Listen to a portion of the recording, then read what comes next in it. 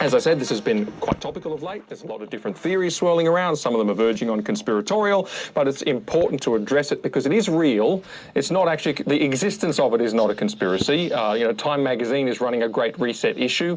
The World Economic Forum is calling its next national annual meeting the Great Reset, and they've put out a paper called The Great Reset. It's very, very real. It's an actual thing, and it has meaning for all of us because it's got great influence at the area of global governance with world leaders and so on. But to understand the Great Reset, you first need to have some understanding of the World Economic Forum, or the WEF. This is a body, it's just an organisation, a not-for-profit. It's based in Geneva in Switzerland. It was founded by a bloke called Klaus Schwab in 1971, and basically, in a nutshell, it is a think tank. It's a think tank kind of on steroids, though. A think tank is kind of an organisation that produces research, and they put together research papers on areas that are relevant to government policy. So it might be research on tax rates and the impact it has on business, or it could be on, I don't know, the nature, how many trees are in a suburb and what that does to happiness of the community or whatever. It could be any number of things. And they could put this research paper together, do all this original work, prove the whole bunch of things like a 20% tax rate is ideal, or 7 trees per square metre is ideal, or whatever. There'd be a lot of trees, but, all that kind of stuff. And they go to government and say, here's our recommendations, here's our research. Some of these think tanks are quite influential, and they can really influence government policy through the work that they do. The World Economic Forum is a bit like that, except that it's kind of enormous. It is global, for one thing, and also it's managed to get real influence with a lot of global figures, mostly world leaders, but also global business leaders, also figures like Prince Charles, Greta Thunberg, all these types, and a lot of celebrity types and everything as well. So it's quite a broad church, so to speak, and it brings all these people together at what they call these annual meetings. The annual meetings, in its own words, quote, bring together top leaders and shape global, regional and industry agendas. All that kind of blah, blah, blah wording is pretty common in everything that they write. It's boring. But in January 2020 of this year, about 3,000 of these so-called top leaders attended. They were mostly business people, and they were mostly world leaders, politicians. It's influential enough to have informed political campaigns. So the phrase "Build Back Better," which was one of Joe Biden's slogans for the US presidency, is actually a phrase that comes out of the World Economic Forum and the work they've been doing. It was also used by Boris Johnson, the same 3 words in some of his work. Also, you can see the slogan appear on a lot of government department letterheads and communications they put out in research papers, everywhere from Canada to Pakistan, the OECD. Justin Trudeau, Prime Minister of Canada, made public statements using that Great Reset phrase and a few associated phrases. So it's a think tank with lots and lots of high-profile friends and very influential.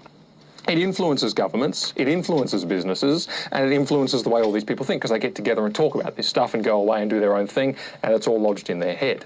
That brings me to the Great Reset. What exactly is it? Well, it's actually a project of the World Economic Forum. It is the title, as I said, of their next annual meeting in May 2021. It is also produced in a big document. It's full of many words that make, that are boring reading, and a lot of them are buzzwords and generalised and all the rest of it. And it's just frankly excruciating. But some of the buzzwords it includes are things like change and transformation. It's always on about change and transformation. It wants to really change things. It wants to see that change and transformation in every country and every industry. So it's quite radical. And it wants to see that change and transformation shaped and brought on by the recovery from COVID-19 to reimagine economic systems and reimagine capitalism, as we shall see in just a moment. It's full of lots of PC stuff. There's lots of stuff about equality and sustainability, really heavy on climate change, really heavy. And also there's LGBT inclusion and all that stuff as well. Importantly, this is not just a document that is, or even a body, the World Economic Forum, that's all about governments. It's also all about the biggest businesses as well. It brings them into the agenda. And it does that by saying, businesses aren't just about business. Businesses are actually all about, making a better world. And businesses are all about politics. And businesses are all about leaving legacies and changing society. And we've seen that a lot in businesses lately, mostly with them becoming more and more woke and enforcing diversity and inclusion agendas. And you see like Rugby Australia sacking Israel Folau, and you see Qantas with all of their games that they play.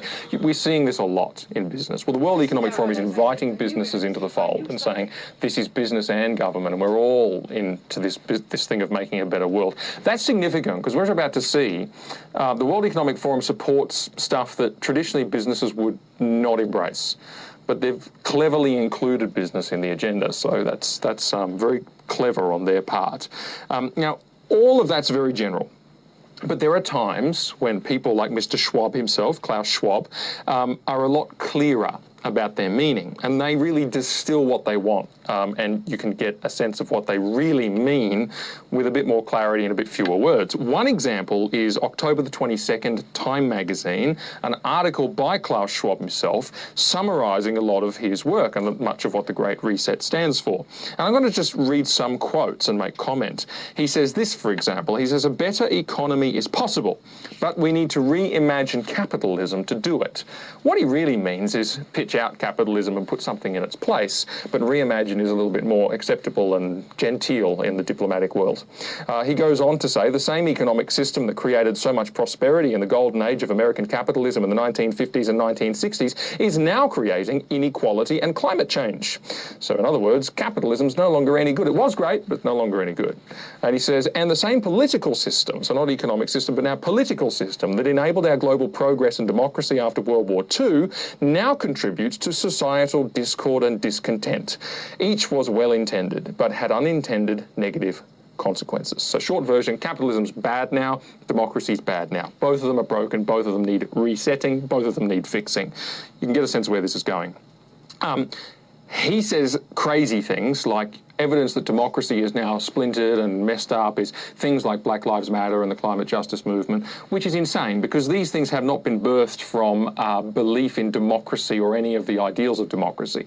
These things have been set up as an antithesis to democracy. They're revolutionary movements that don't believe in democracy or don't believe in Western values or any of these things at all. And they've been set up and they're causing all this trouble. He's like, yeah, so you see what democracy does? See all the trouble it causes?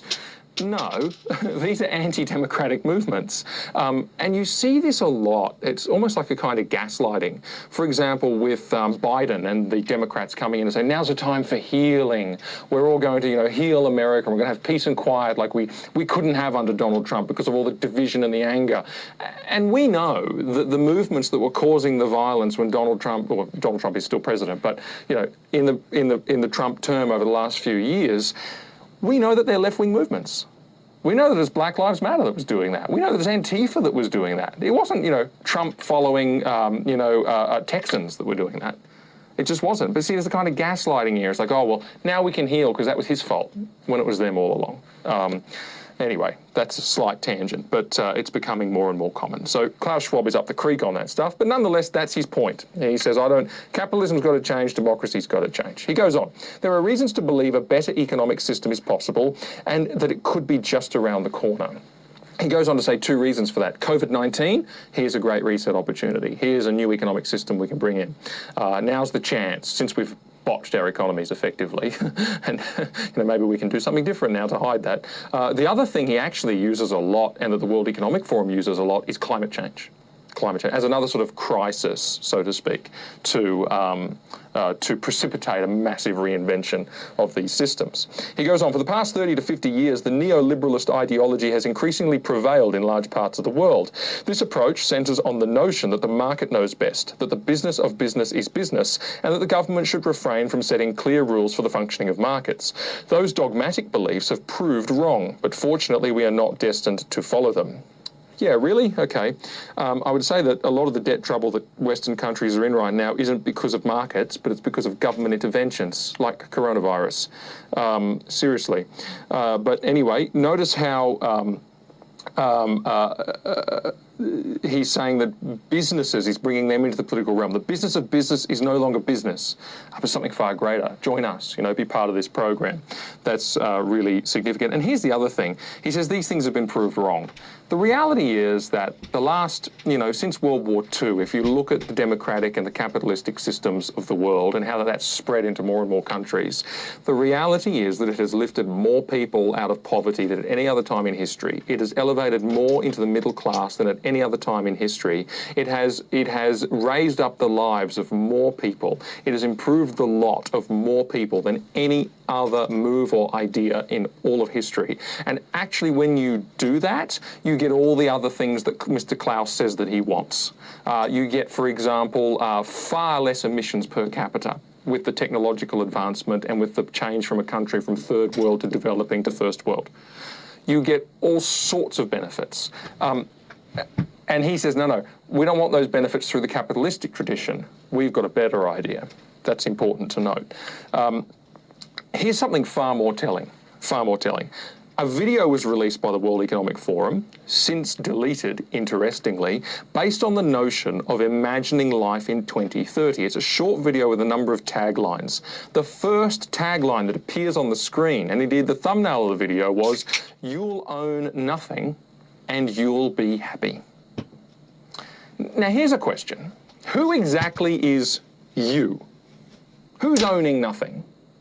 I'll tell you this, it isn't Klaus. I'll tell you this, it's not the World Economic Forum. I'll tell you this, it's not the big businesses and big governments that are involved in the World Economic Forum. Oh no, but it's you. It's the little guy. You own nothing because someone is going to own something. That is pure communism, with an elite ruling class that oversees all things, and the little guy owns nothing and is meant to be happy. Doesn't work that way in practice. Great idea. The next line is, whatever you want, you will rent. And it makes my point. Who are you renting it from? Who are you paying? I thought we all own nothing. Someone owns the things. Someone made the things. Someone replaces the things. Someone is responsible for the things. It's just not you. It continues, the US won't be the world's leading superpower. In other words, and it goes on to say, it will be a coalition of nations. So it will be a multinational government. That's what will dominate. Right. As if that could possibly go wrong. And again, if America's not the superpower, I mean, what, do we want China to be the superpower? Do we think that'll go well? I mean, this is sort of the world government stuff. It's idealism. It says you'll eat much less meat, an occasional treat, not a staple. So in other words, someone's now telling me what I can eat. Someone's now telling people what kind of meat they can grow and how they can distribute it, and they're controlling food production, supply, and what you put into your mouth. Surprise. I guess if you don't own anything and you're dependent on the government who owns everything to rent stuff from, why not let them define what your diet is? It goes on, 1 billion people will be displaced by climate change. We'll have to do a better job at welcoming and integrating refugees. Okay, the first part of that statement, false. 1 billion people will not be displaced by climate change.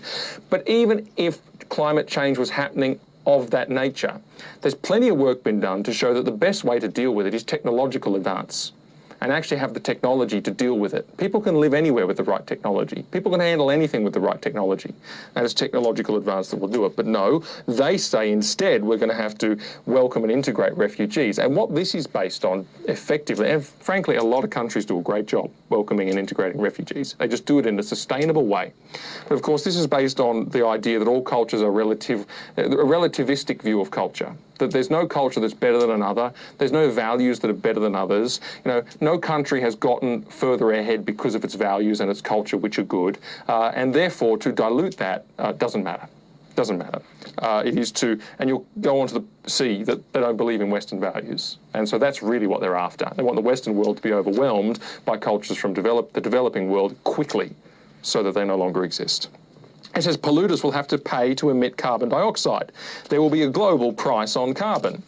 Again, I say levied by whom? Who gets the carbon price? Well, not you, because you don't own anything.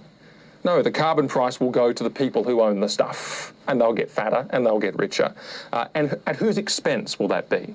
Yours, who doesn't own anything, because that's what happens. The carbon price filters down to everything else. It increases the prices of everything. They actually say this, Western values will have been tested to the breaking point, which goes in with what Klaus was saying before about the fact that Western values, democracy, capitalism and all that are on the way out. They no longer work. What are Western values? Well, do you know, it's interesting. Western values, at the very least, are freedoms. freedom of movement, freedom of speech, freedom of conscience, freedom of religion, freedom of assembly, freedom of protest, that sort of thing.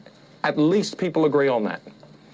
Ah, okay, so freedoms. I'll tell you what else people basically agree on is that Christianity, or a form of it, is universally considered to be a Western value. But that'll have been tested to breaking point. Old hat now. Who needs the freedoms? Who needs the Christianity? New system. Well, finally, let me read quickly a couple of quotes from an article published by the World Economic Forum, How Life Could Change in My City by the Year 2030. This is hair-raising. It says, welcome to the year 2030. Welcome to my city, or should I say our city. I don't own anything. I don't own a car. I don't own a house. I don't own any appliances or clothes. It might seem odd to you, but it makes perfect sense for us in this city. Everything you considered a product has now become a service. We have access to transportation, accommodation, food, and all the things we need in our daily lives.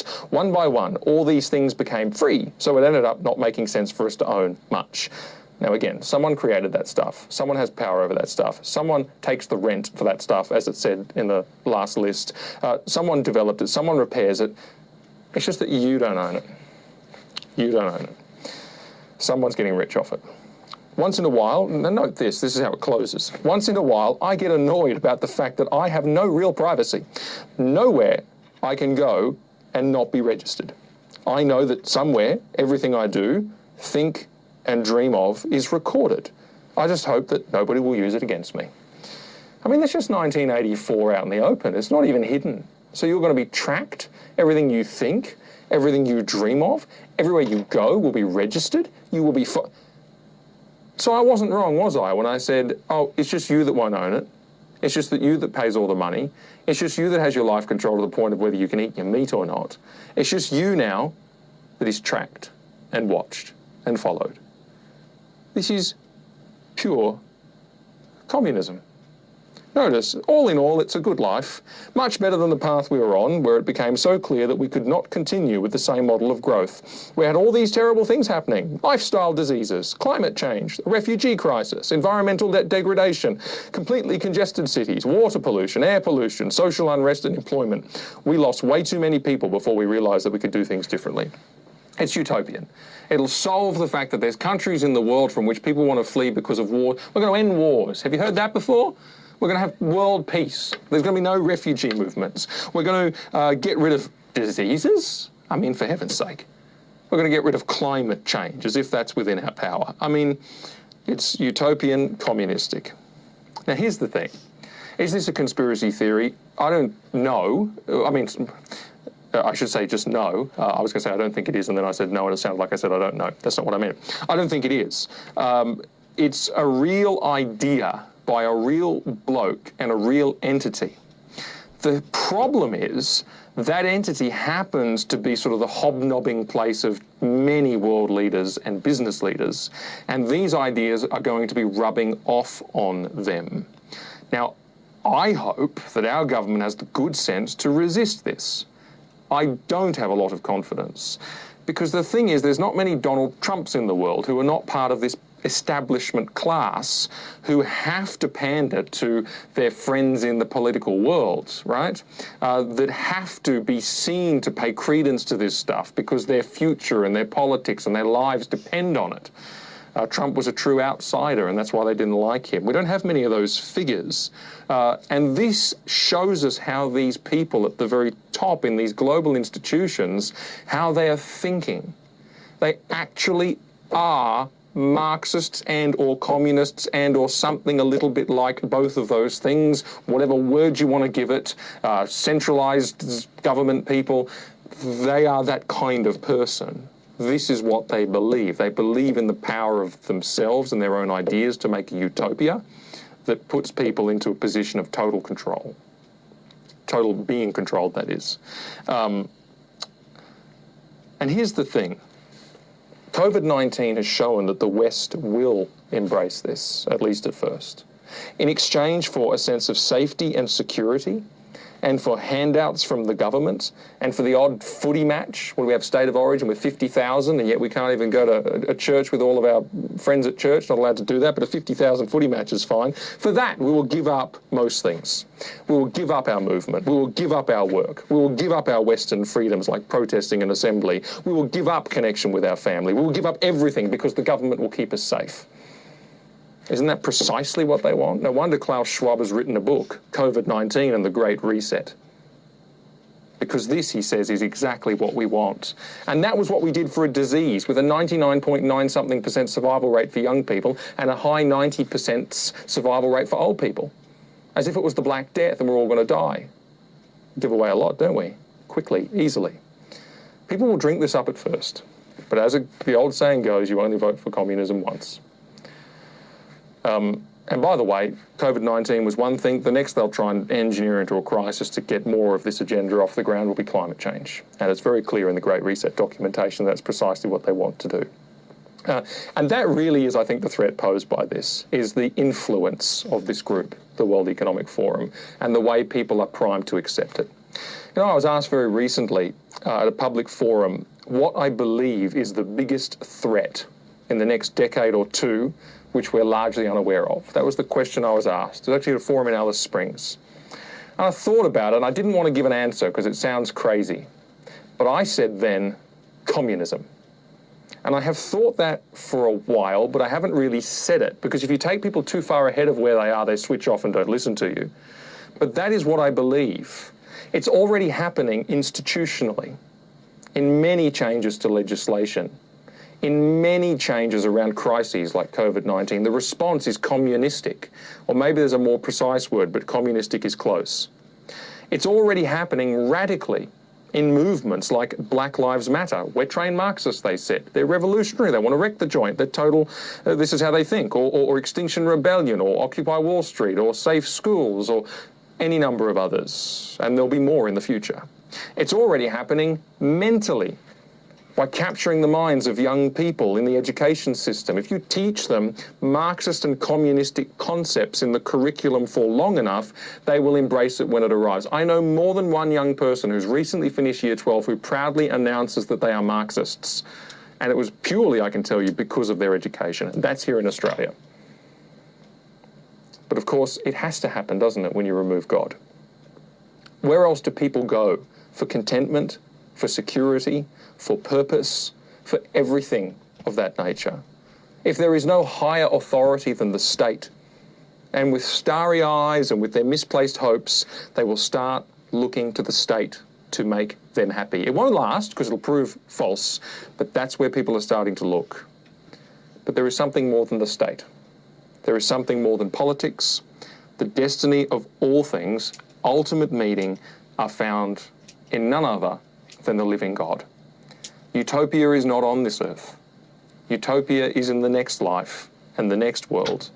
And I am so glad that there's something more than politics. I'm so glad that Trump or Biden or whoever my favorite candidate is winning the presidency is not what my happiness, my security, my joy, and all that sort of stuff, that's not what it depends on. Never has, never will. Because there's something far greater than Trump, there's something far greater than Biden, there's something far greater than Scott Morrison and Anthony Albanese for the Australian politicians, there's something greater than the World Economic Forum. The world is losing sight of that fact. People everywhere are losing sight of that fact. Our leaders don't believe that fact. And so statism is what is going to happen unless we recover that fact afresh.